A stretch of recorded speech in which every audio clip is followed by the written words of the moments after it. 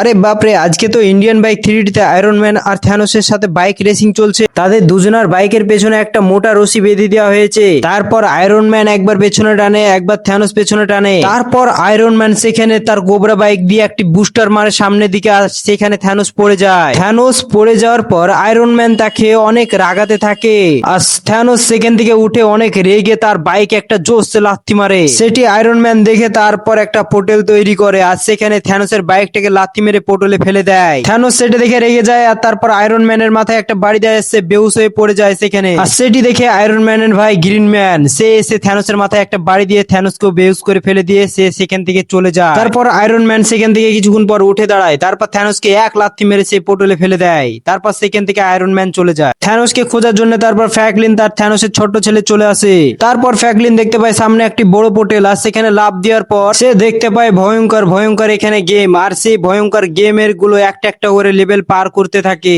আর সে level পার করতে করতে দেখতে পায় সেখানে থ্যানোস পড়ে আছে, আর সেখানে সে থ্যানোসকে দেখে তারপর সে রেড বাটনের চাপ দেয়, গ্রিন হয়ে যাওয়ার পর থ্যানোসকে নিয়ে বাইক করে বেরিয়ে পড়ে।